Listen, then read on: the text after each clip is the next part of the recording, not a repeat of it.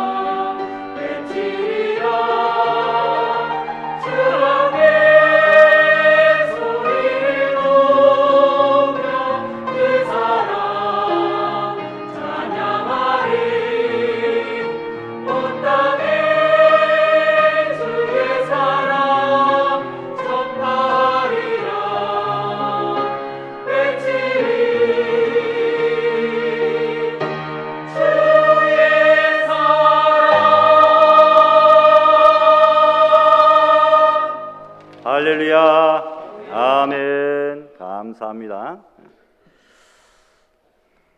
비록 숫자는 적지만 수준들이 꽤 높습니다.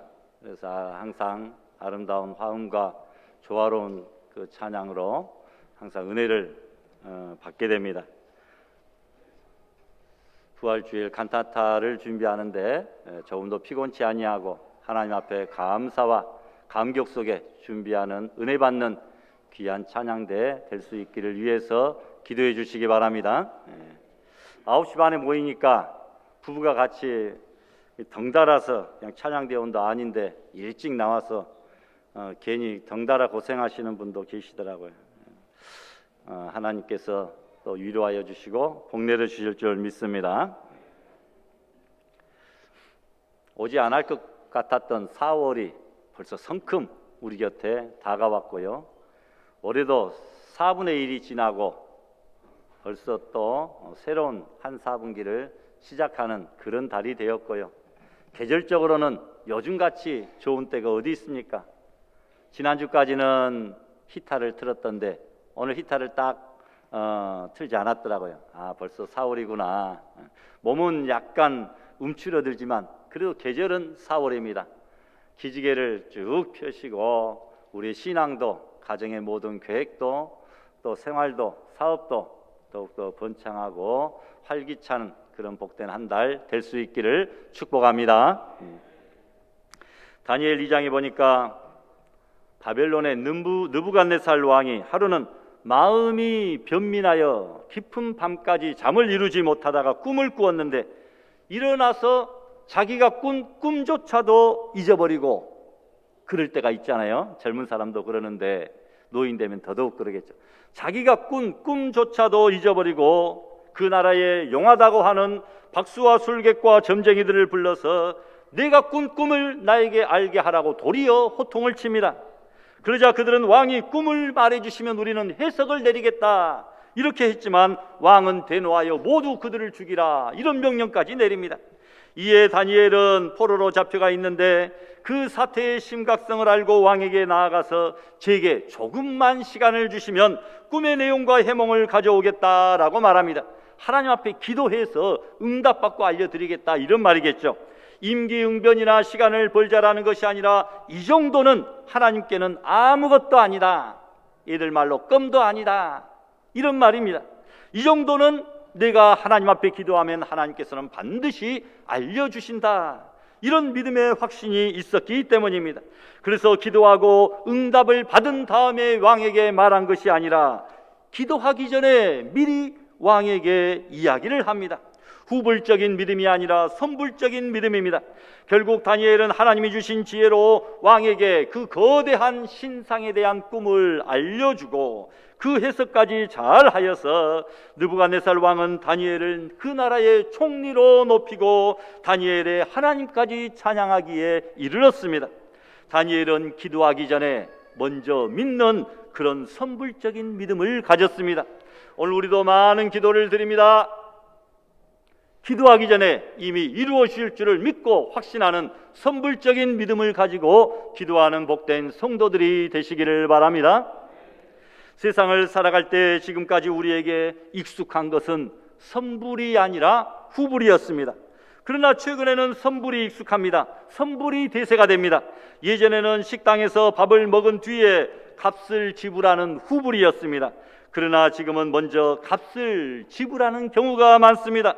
특히 휴게소나 프랜차이즈 식당들은 대부분 선불입니다. 요즘에는 기계로 메뉴를 먼저 선택하고 값을 지불하고 주문서를 내어야 밥이 나오는 그런 세상입니다. 어디 콘도나 펜션을 예약하려고 해도 돈을 먼저 선불 입금해야 그 예약이 확정이 됩니다. 카페도 대부분 선불입니다. 주유도 선불인 경우가 많습니다. 병원 진료나 치료도 선불을 내야 진료가 시작됩니다. 먼저 돈을 내야 되는 선불 시대가 되었습니다. 그런데 이것이 성경적인 인생관입니다. 생각해보면 보험도 먼저 선불로 내고 나중에 혜택을 받죠. 우리의 신앙도 감사도 선불 감사를 해야 됩니다. 그래서 범사에 감사하라, 믿음에 감사, 선불 감사를 해라고 말씀합니다. 성공도 선불입니다. 성공은 10년 전이든 15년 전이든 내가 뭔가를 선불로 지불하고 노력하고 투자했을 때에 10년 15년 뒤에 성공이 올 수 있는 가능성이 있는 것이지 10년 전에 내가 아무런 투자도 선불 투자도 해놓지 않았는데 나중에 성공하는 경우는 별로 없다는 겁니다. 세상이 선불이라면 우리의 인생도 선불로 살아야 하지 않겠습니까? 선불로 살아가는 인생을 택할 필요가 있습니다. 그 이유는 선불 인생이 좋은 것이 많기 때문입니다. 이미 값을 지불했기에 나중에 그 돈이 아까워서라도 후회하지 않기 위해 최선을 다해 노력하며 살아가려고 하기 때문입니다. 후불 인생이란 없는데 어떤 사람은 후불 인생으로 살아가려고 합니다. 잘 되면 내가 잘해주겠다, 성공한 다음에 내가 효도하겠다, 이런 것들은 후불 생각 아닙니까? 내가 은퇴한 다음에 교회에 그때는 직분 맡아 봉사하겠다, 이것도 후불 생각인 줄 압니다. 그렇다면 우리들은 선불 인생 선불 믿음으로 살아가고 있는가, 아니면 후불 인생 후불 믿음으로 살아가고 있는가, 스스로를 돌아봐야 됩니다. 우리는 하나님을 믿습니다. 하나님을 믿는 믿음 생활은 선불입니다. 왜냐하면 하나님께서 이미 창세전에 우리를 구원해 주시기로 선택해 주셨기 때문입니다. 먼저 우리는 선불로 이미 창세전에 이 땅에 태어나기도 전에 선불로 우리는 구원을 이미 받은 존재들입니다. 그리고 그 이후에 구원받은 이후에 우리가 신앙생활하는 것이지 구원받지도 않은 사람이 어떻게 신앙생활을 할 수 있겠습니까? 만약 구원이 신앙생활의 보상이라면 후불신앙이겠죠. 그러나 이미 우리는 선불로 구원을 받았고 구원받은 자로서 그 다음에 신앙생활을 하고 있기 때문에 우리는 선불신앙인들입니다. 선불 구원을 받았기에 또한 우리는 하나님께서 특별하게 보살펴 주심으로 임마누엘의 동행의 축복도 함께하여 주시는 줄을 믿습니다. 아브라함은 선불 인생을 살고 있는 믿음의 족장입니다. 하나님께서 아브라함에게 75살에 나타나시자마자 아브라함의 하나님, 아브라함의 후손들의 하나님이 되시겠다고 먼저 선불로 축복하시며 약속해 주셨습니다. 더 나아가 아브라함은 물론 아브라함의 후손들까지 가나안 땅으로 인도하여 드리시겠다고 말씀하십니다. 그리고 그들에게 번성의 축복이 있게 될 것이라고 말씀하며 아브라함은 믿음의 조상, 축복의 근원이 될 것이라고 약속해 주십니다. 그리고 아브라함의 이름을 개명시켜서 아브람, 큰 아버지에서 아브라함, 열국의 아버지로 축복하여 주십니다. 신앙은 아브라함처럼 선불로 지급하고 하나님께 이끌림을 받는 것, 이것이 진짜 신앙입니다.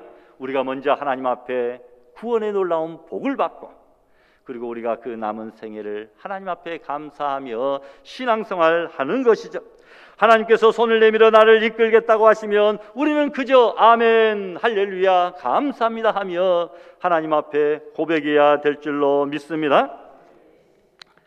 아브라함의 후손이 심히 번성하게 되면 물론 아브라함으로부터 많은 민족들이 태어나게 될 것을 약속해 주시고 가나안 온 땅을 그들에게 기업이 되게 해주시고 나는 너희들의 하나님이 되겠다 약속하십니다. 이것이 신앙의 선불제, 우리의 인생도 어떻게 보면 선불제입니다. 우리의 믿음도 선불제입니다. 그래서 오늘 예수님의 교훈 안에서 몇 가지의 선불신앙을 함께 찾아보며 은혜를 나누고자 합니다. 첫 번째로 대접은 선불제다. 대접은 선불제다라는 겁니다. 예수님이 그러므로 무엇이든지 남에게 대접받고자 하는 대로 너희도 남을 먼저 대접하라. 이것이 율법이요 선지자라. 마태복음 7장에서 말씀하고 있습니다. 따라서 우리는 선불제입니다. 먼저 대접을 해야 남으로부터 대접을 받는 것이지 남이 나를 대접해주면 그 다음에 나도 너에게 잘해주겠다, 이것은 잘못된 것이죠. 예수님을 보면 확실히 알 수 있습니다. 예수님은 제자들의 더러운 발을 씻어주셨습니다. 이 세상의 주인이 종의 발을 닦아준 것은 예수님이 처음일 줄 압니다. 대접을 먼저 제자들에게 선불하셨습니다. 나중에 제자들은 모두 예수님의 발을 닦아드린 것이 아니라 예수님을 위하여, 복음 전파를 위하여 생명을 다 바치고 순교의 자리에까지 나아가게 되었습니다. 예수님이 먼저 그들을 대접하였더니 그들은 자신의 목숨을 다 바쳐서 예수님의 복음 사역을 위하여 대접하였다라는 것입니다. 톨스토이 이야기 가운데 이런 것이 있습니다. 재화공인 할아버지가 있었는데 늘 예수님을 만나보고 싶어 했습니다. 어느 꿈속에 예수님이 나타나 내일 내 집에 가겠다 말씀하십니다. 구두장이 할아버지는 대단히 기뻐하며 음식을 장만해 놓고 예수님을 기다립니다. 그러나 예수님은 오시지 않고 한 번은 거지가 오고 한 번은 청소부 영감이 오고 저녁 때는 사과장수 아주머니가 오셨습니다. 그 사람들은 모두 가난하고 추위에 떨고 있었습니다. 구두방 할아버지는 불쌍하게 생각하며 예수님을 위하여 준비했던 음식을 그들에게 나눠 먹였습니다. 그날 밤 꿈속에 다시 예수님이 나타나셔서 이렇게 말씀합니다. 나는 오늘 너희 집에 3번이나 가서 3번 다 대접을 잘 받았다. 참으로 너는 나를 사랑하는 사람이다. 내 이웃에 있는 보잘것없는 그 사람을 대접하는 것이 곧 나를 대접하는 것이다. 그렇게 말씀하셨다는 겁니다. 이것은 곧 성경적인 신앙입니다. 불쌍한 이웃들을 선불 대접한 것이 결국은 곧 예수님을 대접한 것이 되었다라는 겁니다. 천국은 누가 가서 보니까 그럴 리도 없겠지만 1m나 되는 긴 숟가락으로 상대방에게 맛있는 음식을 떠서 먹여주니까 모두가 다들 건강하게 영양가를 보충하며 잘 살고 있지만 지옥에 가서 보니까 1m나 되는 긴 숟가락으로 자기가 음식을 떠서 먹으려고 하니까 다 떨어뜨리고 먹지도 못하고 피골이 상접해 있더라. 이런 이야기를 합니다. 대접을 받고자 하는 대로 먼저 남을 대접해 줘야 그곳이 천국이고 반대되면 지옥이다라는 이야기 아니겠습니까? 똑같은 상황이지만 전혀 다르게 봅니다. 어떤 사람은 천둥번개가 치는 것을 보면서 무서워서 벌벌 떨지만, 어떤 성도들은 하나님이 지금 플래시를 켜고 우리 성도들을 사진 찍고 계시나 보다, 이렇게 농담으로 웃어넘기는 사람도 있습니다. 번쩍하니까 플래시를 착 켜고 우리를 사진 찍는 그것으로 미화시킨 것이죠. 어떤 이는 밤하늘의 별과 달을 보면서도 예쁘다, 정말 많구나, 이렇게 감탄하지만 아브라함은 별처럼 수많은 자손의 놀라운 하나님의 축복을 상기합니다. 바닷가의 백사장을 보면서도 어떤 사람은 백사장에 누워 모래찜질을 생각하지만 아브라함처럼 이 모래알처럼 수많은 후손의 번성의 축복의 하나님의 약속을 바라봅니다. 어떤 이는 그저 지나가는 나그네로만 보지만 아브라함은 극진히 내가 대접해야 될 하나님의 존귀한 자들, 천사들로 바라보았습니다. 보는 것이 달랐던 아브라함은 결국은 천사들을 극진히 대접함으로 말미암아 유황불로 멸망하는 소돔성에서 조카 롯과 그의 가정을 구원하는 하나님의 놀라운 복을 받게 된 줄 믿습니다. 먼저 대접했더니 구원의 놀라운 복을 받은 것입니다. 그러나 창세기 19장엔 정반대 이야기가 나옵니다. 소돔은 나그네를 대접할 만한 사람이 많은 도시였음에도 불구하고 천사들을 몰라보고 아브라함의 조카 롯 외에는 아무도 그 나그네들을, 천사들을 대접하지 않았습니다. 오히려 그 손님들을 내놓으라, 우리와 그들이 상관하겠다, 관계하겠다라고 협박까지 하며 결국은 유황과 불을 비처럼 맞아 망하고 말았다고 하는 사실입니다. 대접하지 않았더니 결국은 그들이 망하게 된 것이죠. 사실 손님과 나그네는 편한 사람들이 아닙니다. 오히려 불편하고 신경도 많이 써야 됩니다. 때로는 경계의 대상이기도 합니다. 그런데도 손 대접하기를 힘쓰라고 말씀하신 이유는 이 땅 위에 사는 모든 인생이 결국은 다 손님과 나그네 같은 그런 인생들이기 때문입니다. 주변에 우리가 불편하게 여기는 나그네들이, 손님들이 있습니까? 그들이 당신의 이웃입니까? 교인입니까? 아니면 가족입니까? 아브라함의 마음으로 먼저 그들에게 손 내밀고 사랑으로 대접해 보시기를 바랍니다. 성경은 인생은 나그네 같다고 말씀합니다. 우리가 사랑하는 가족들이지만 언젠가는 우리 곁을 다 떠날 인생 나그네들이죠. 영원히 함께할 수가 없습니다. 챙겨주고 싶고 더 사랑해주고 싶을 때는 어쩌면 곁에 없을 수도 있습니다. 그래서 여러분, 우리 가족의 나그네, 인생 나그네들을 잘 대접하십시오. 하나님은 소망 중에 즐거워하며 환난 중에 참으며 기도에 항상 힘쓰며 성도들의 쓸 것을 공급하며 손 대접하기를 힘쓰라, 이렇게 말씀하고 있습니다. 이 시간에 전능하신 하나님, 나 역시 이 땅을 사랑하는 인생 나그네임을 깨닫게 하시고 그저 지나칠 수도 있었던 세상 나그네들에게 정성을 다해 대접할 수 있었던 그 아브라함의 아름다운 마음을 주시옵소서 라고 간절히 기도할 수 있는 우리 성도들 되시기를 바랍니다. 대접은 선불제요, 선불제 인생이 복을 받습니다. 두 번째로는 화목이 역시 선불제입니다. 예수님이 말씀하셨죠. 그러므로 예물을 제단에 드리려고 하다가 거기서 내 형제에게 원망들을 만한 일이 생각나거든 예물을 제단 앞에 두고 가서 먼저 형제와 화목하고 그 다음에 와서 하나님 앞에 예물 드리라. 인간과의 불화를 먼저 해결하고 그 다음에 하나님 앞에 예물 드려야 하나님이 기뻐 받으시는 것이지, 세상 사람들과는 엉터리 같은 관계를 맺고서 하나님만 잘 섬긴다고 말하면 그것은 어불성설, 위선, 기만이다라고 말씀하는 거죠. 화목도 선불제입니다. 불화한 사람이 있으면 먼저 사과를 받지 말고 내가 손을 먼저 내밀어야 됩니다. 우리는 누구와도 화목해야 됩니다. 하나님과도 먼저 화목해야 되겠죠. 부부 사이도 화목해야 되고 성도들 사이에도 화목해야 됩니다. 화목은 이 땅에 예수님이 오신 목적이기도 합니다. 하나님께서 처음에 만들어 놓으신 에덴 동산은 화목한 동산이었습니다. 모든 것이 평화로웠습니다. 그러나 마귀가 와서 에덴 동산의 화목을 깨뜨려 놓았습니다. 마귀는 하나님과 인간 사이의 화목을 빼앗아갔습니다. 그리고 인간과 인간 사이의 화목도 깨뜨려갔습니다. 그리고 인간과 자연 사이의 화목도 깨뜨렸습니다. 그리고 자기와 자기 자신과의 화목도 깨뜨린 것이 바로 마귀인 것입니다. 그러나 예수님은 고린도서 5장 18절에 우리에게 두 가지의 사명을 주셨는데, 첫 번째로는 화목케 하는 말씀과 그리고 화목케 하는 직책, 화목케 하는 말씀을 주시고 우리 성도들에게 먼저 화목케 하는 직책, 피스메이커의 사명을 주셨습니다. 그래서 화평케 하는 자는 복이 있나니 제가 하나님의 아들이라 일컬음을 받을 것임이라 산상수훈에서도 말씀하고 있습니다. 우리가 앞으로 들어갈 하나님의 나라는 화목의 극치의 나라입니다.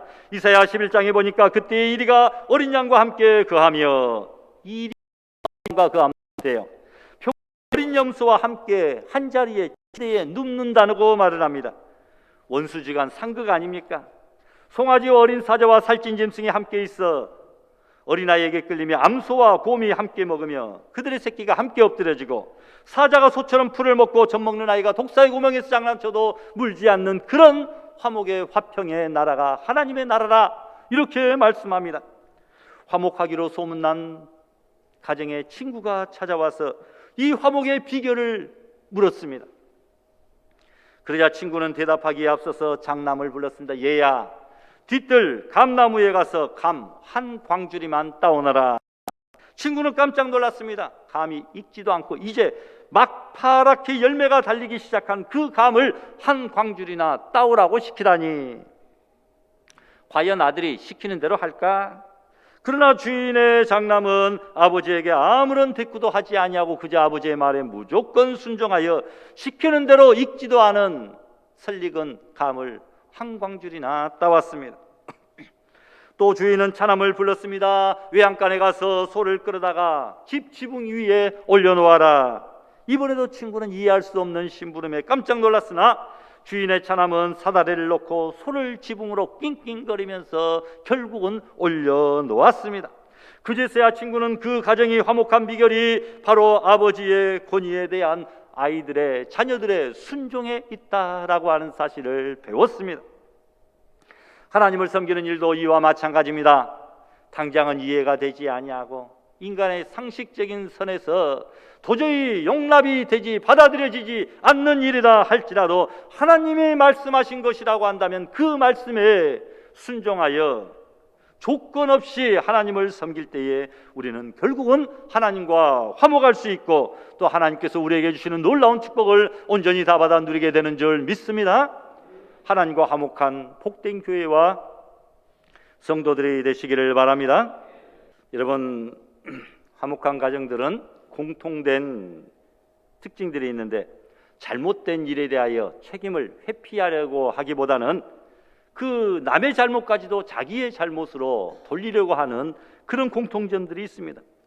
옛날 전래 동화 중에 이런 이야기가 있죠. 한 색시가 시집을 간 지 얼마 되지 않았는데 하루는 밥을 짓다 말고 부엌에서 엉엉 울고 있었습니다. 이 광경을 본 남편이 이유를 물으니까 밥을 태워 먹었다. 조심한다고 했지만 그냥 그 대가족이잖아요. 한두 그릇 만들면 잘할 텐데 갑자기 많은 양을 막 짓고 뭐 하다 보니까 또 자기 집에 자라온 환경과 시댁의 환경 분위기도 다르고 아궁이 뭐 크기도 다르고 하다 보니까 밥을 태워 먹고 말았습니다. 이야기를 듣고 있던 남편이 오늘은 내가 밖에서 물을 조금밖에 길어오지 못했더니 물이 부족해서 밥이 탔다며 이 모든 것은 다 내 잘못이라고 그 아내를 위로합니다. 이 말을 들은 부인이 울음을 그치야 하는데 울음을 그치기는커녕 더 감격하여 더 엉엉 울게 됩니다. 부엌 앞을 지나가던 시아버지가 이 광경을 보고 내가 늙어서 근력이 떨어져서 장작을 잘게 패지 못했기 때문에 화력이 너무 세서 밥이 탔구나 하면서 아들과 며느리를 위로합니다. 이 작은 소동을 들은 시어머니가 와서 이제 내가 늙어서 밥 탄 냄새도 맡지도 못하고 밥 내려놓을 때를 알려주지 못해서 이렇게 태워 먹었으니 이것은 며느리 잘못이 아니라 내 잘못이라고 며느리를 감싸줍니다. 그러니 싸움이 일어날 일도 다툴 일도 없습니다. 똑같은 일들이 우리 가정에서 일어났다면 결과는 어떻게 되었을까요? 똑같은 일이 우리 가정에서 일어났다면 여러분, 여간 채소를 먹으며 서로 사랑하는 것이 살찐 소를 먹으며 서로 미워하는 것보다 낫다라고 자문은 말을 합니다. 아버지에게 입히려고 바지를 하나 사왔는데 아버지가 입어보니까 키가 작아서 그런지 바지단 길이가 껑충하니 길게 되었습니다. 남편이 이것을 입어보더니 여보, 이거 이 한 단만 이렇게 좀 줄여주구려. 내일 내가 그럼 이 옷을 입고 출근하겠소. 아내가 알겠다고 해놓고 다른 일을 하느라고 그 바지를 소파에 던져놓고 다른 일에 집중하고 있었습니다. 그리고 깜빡 다른 일을 하다가 졸게 되었습니다. 이 모습을 본 시어머니 할머니가 며느리가 얼마나 피곤하면 저렇게 바지도 줄이지 못하고 다른 일을 하다가 저렇게 꾸벅꾸벅 졸고 있을꼬 하며 내가 이 일을 해야지 왕년의 실력을 발휘해서 소실적 실력을 발휘해서 한 단의 길이를 줄여놓았습니다. 그리고 소파에다 놓았는데 나중에 그 딸이 또 지나가다 보니까 소파에 바지가 그대로 놓여 있는 거예요. 어머니가 요즘에 나이가 들어서 건망증이 심하더니 아빠가 줄여놓으라고 하는 바지단 이거 줄여놓지 못하고 또 잠들었나 보다. 자기가 또 한 단을 줄여놓았습니다. 아내가 아침에 일어났더니 내가 깜빡 잊고 바지단을 줄이지 않았네. 부랴부랴 바지단을 또 한 단을 줄여놓았습니다. 아침에 남편이 어제 바지단이 잘 줄었나 하고 그 바지를 입었더니 이제는 긴 바지가 아니라 반바지가 된 것입니다. 이런 줄어든 반바지를 보면서 남편은 화를 내는 것이 아니라 우리 집이 참으로 이렇게 화목한 가정이구나, 감사합니다 하고 그 줄어든 반바지를 입고 자랑스럽게 회사로 출근했다라고 하는 그런 이야기가 있습니다. 옛사람들은 이런 이야기를 들려주면서 가화만사성이라 말합니다. 더욱이 우리는 우리 안에 계신 성령님이 우리의 마음을 하나로 일치시켜 화목시켜 주십니다. 그러므로 우리 모든 가족이 성령님이 인도하시고 감화감동시켜 주시는 대로 순종하면 서로 이해하고 용서하고 위로하고 격려하며 살아가는 가정천국을 이루게 될 줄 믿습니다. 그렇게 우리는 이곳에 화목을 연습해야 되고 이 화목도 선불제입니다. 먼저 불화할 때 남이 손 내밀어 주기를 기다리는 것이 아니라 내가 먼저 손을 내밀어 주며 화목한 가정, 화목한 교회를 만들어가는 우리 성도들 되시기를 바랍니다. 세 번째로 희생은 선불제입니다. 먼저 희생을 선불하니 모든 것을 하나님이 다 갚아주십니다. 하나님이 그 사람이 희생한 것만큼 갚아주시는 공의의 하나님이십니다. 가나안 땅을 이스라엘 백성들에게 주시겠다고 약속했는데 와서 보니까 빈 땅이 아니라 가나안 7족속이 살고 있었습니다. 하나님께서 여호수아에게 나가서 싸우라고 하였더니 여호수아가 묻습니다. 우리 중 누가 올라가서 가나안 사람과 먼저 싸우리까? 누가 먼저 올라가리까? 물을 때에 하나님이 유다 지파가 먼저 올라가라 말씀합니다. 그래서 전쟁할 때마다 유다 지파가 항상 앞장섰습니다. 앞장섰다는 말은 가장 희생자가 많았다는 말이죠. 유다 지파가 가장 희생이 많았습니다. 그런데 결론적으로 나중에 지내놓고 보니까 그 12지파 중에 유다 지파가 가장 축복을 많이 받았는데 메시아의 조상이 되었고 메시아가 유다 지파의 가문에서 출생하게 되었고 그리고 숫자를 계산해 보니까 전쟁에서 희생이 많았음에도 불구하고 그들을 번성케 하시사 그 유다 지파의 인구수가 가장 많았다고 하는 사실입니다. 이렇게 볼 때에 인생은 선불제요 희생도 선불제다라는 겁니다. 하나님이 그것을 기억하십니다. 지구상에서 가장 큰 희생을 하신 분은 뭐니 해도 우리 구주 예수 그리스도이십니다. 하늘의 높은 보좌 버리시고 이 땅에 오셔서 우리를 위하여 목숨까지 내어주신 분이 바로 예수님이십니다. 하나님은 가장 큰 희생을 하신 예수님을 가장 높이 들어주셨습니다.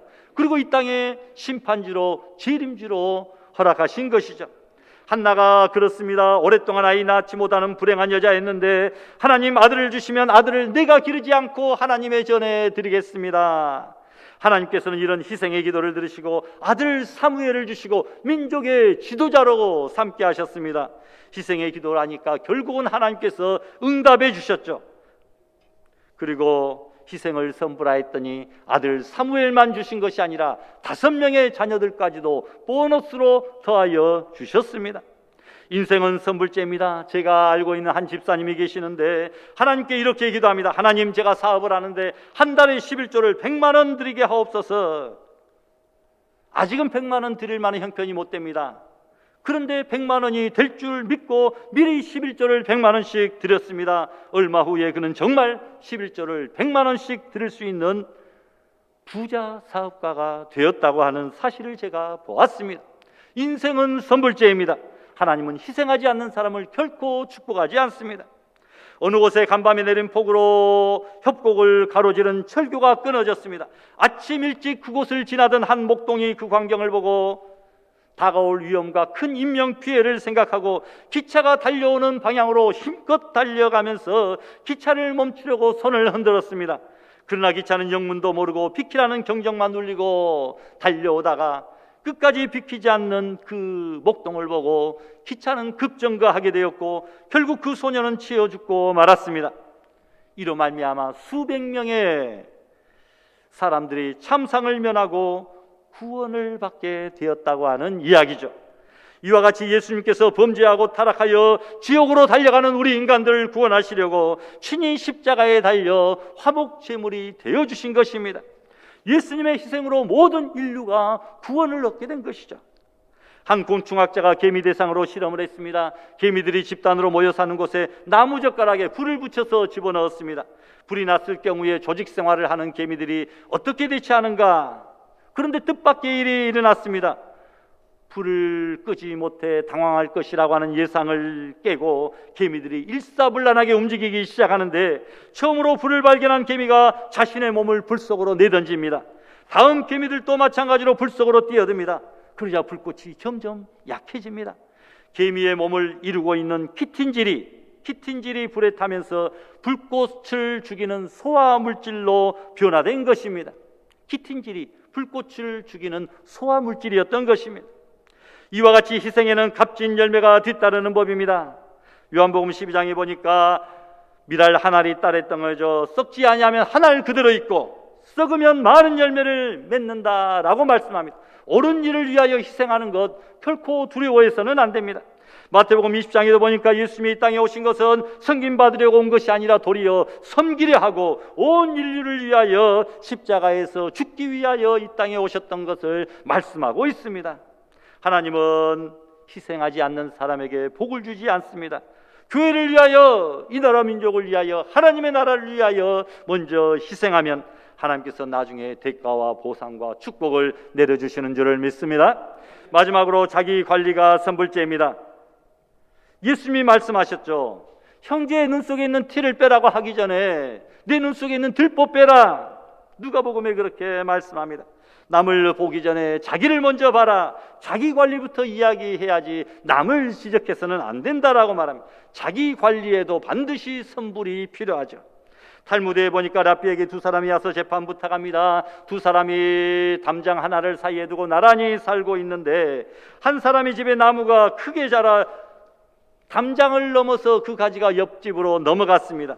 그래서 땅에 심은 채소가 그늘로 인하여 자라지 못하니까 그 담을 넘어온 가지 베어달라고 요청하니까 나무 주인은 거절합니다.